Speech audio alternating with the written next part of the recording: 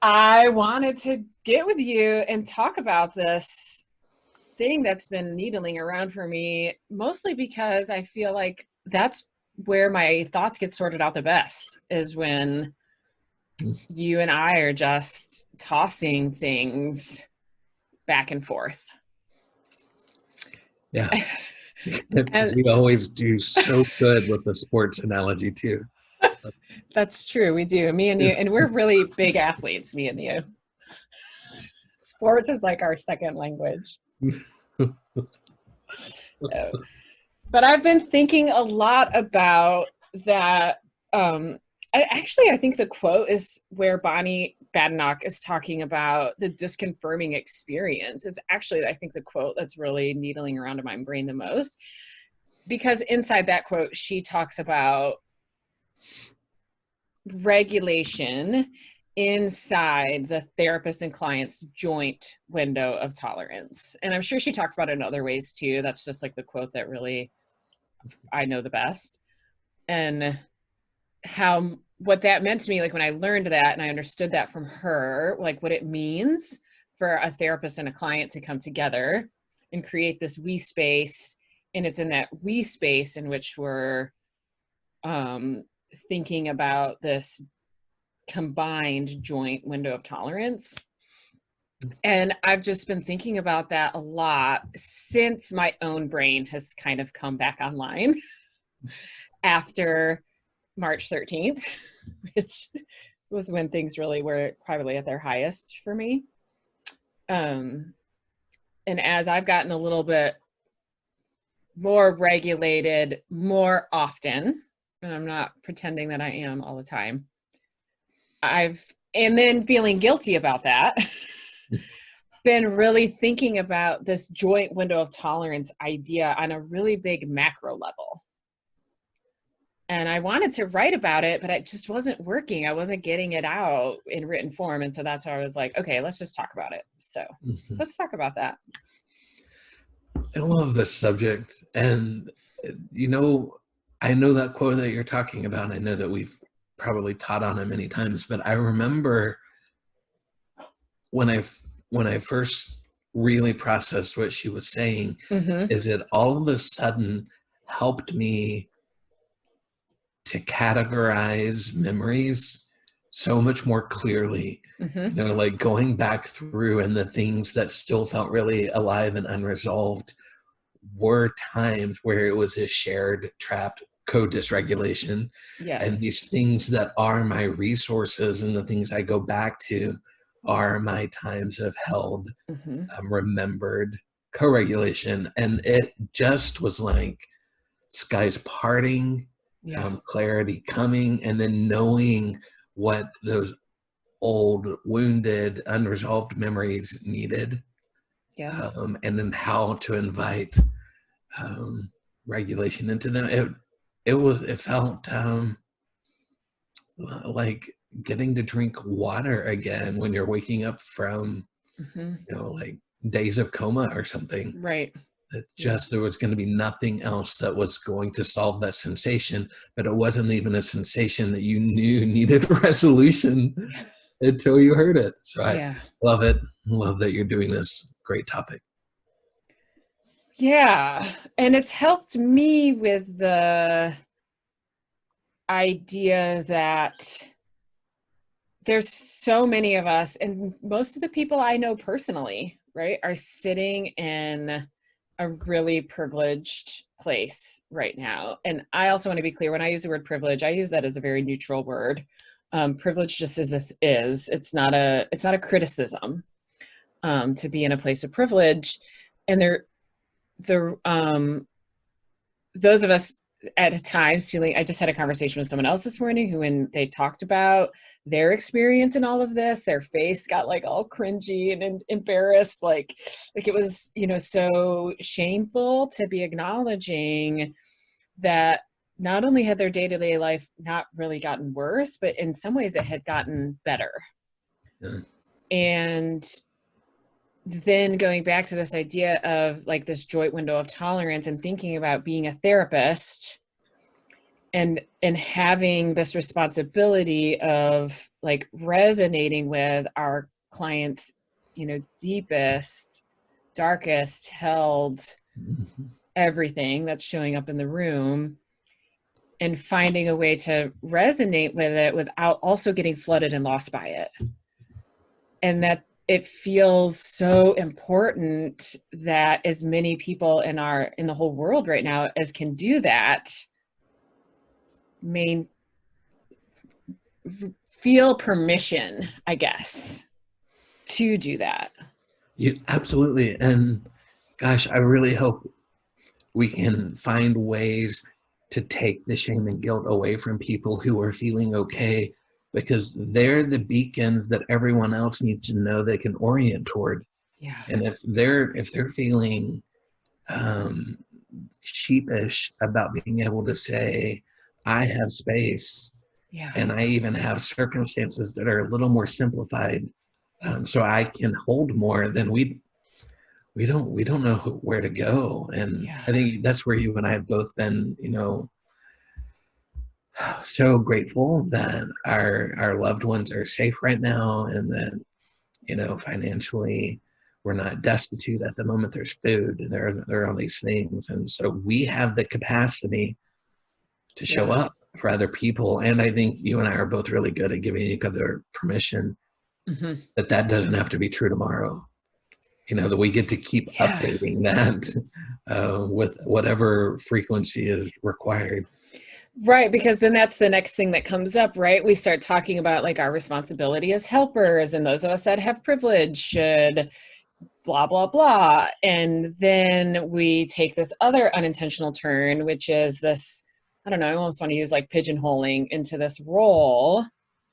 And in a way, almost kind of unintentionally, kind of gaslight into, nope, now you can't have any feelings that are quote unquote negative, because we need you to recognize your privilege and be the, you know, the beacon of hope. Yeah. Yeah. Which is absolutely not what either of us even comes close to thinking. No, but it's so real. And Yeah. the difference between co-regulation and codependency Yes. is right there. I mean, you Yeah. named it. Yes. I can let you be okay or not okay, and trust that whatever is alive in our relationship can be brought into my stability. But if Yeah. I only know how to be okay when you're okay, then we're at risk for some problems. Yeah. That fluidity is just a requirement for ongoing connection and health. Yeah. Yeah. Yeah. I really wanted to find a way to like be so clear. Like, we are giving so much permission. I mean, I'm not responsible for giving anyone permission, but the idea that those of us that can be okay, like, own being okay, because when we start to recover from this, like, we need those people. Like, we are going to need those people so badly. And also, don't feel like you just have to always be okay. um I agree, like day to day that changes for me. It's changing less rapidly than it was at first, but sometimes it's not even day to day, right? Like, I have moments of the day where I start to have a little panic arise, or I start to worry about, you know, the health of my parents or myself. Yeah. Yeah. You, I mean, I won't disclose the details to be too overly personal here on my end, but like, you held space for a very tough conversation for me some days ago, Yeah. where I said, I need one or two people in my life to know something, and Yeah. I just needed to be there just in case when I was really sick. And Yeah. then, like, I would needed to then come back to you and update you, you know, like, to be like, and I thank you for holding that, and I Right. can take some of that back now. Right. And I'm feeling relieved of that. Yeah. That's such a great example, because I mean, in order to have that conversation, you needed to know I could understand the intensity of it while also be okay and not make it about me, or get flooded by it. That I could do both. And lucky for us, I was in a place where I had enough environmental stability in my life where I could offer that. Yeah. And And I don't know what the next 5 minutes was like for you after you did that for me, but now I'm ready. If at any point you need to come back and process your next 5 minutes, yeah. then I'm good. I can Yeah. hold that back now. Okay. Yeah. Yeah, I think that's really like this idea of the joint windows of tolerance, and then the not feeling guilty and shamed about how we're doing, if we're doing okay. And then this other piece I wondered if you had any like just last second thoughts about is finding ways still to keep our pulse on what is hard without getting flooded by it, because I do think that's an important part of in our jobs, I think, as helpers and healers, that we don't just hang out and things are fine for me, I'm doing okay, and I Yeah, can energetically offer that to the world, right? Part of how that's helpful is that we stay as aware as we possibly could sure. of what is really, truly just absolutely devastating, traumatic circumstances. And I use that word really broadly, that the trauma of like the doctors and the nurses in New York City versus the trauma of the single parent who either just lost their job or is working from home, and they've got 3 little kids, and we're getting, maybe school lunches, and they don't like, Yeah. yeah. Do you know, I was talking to someone about this the other day. I was walking a client through that it gets to be okay that there's duality, that on one hand, in this season, you need predictability and structure and routine in order to have a way of marking time.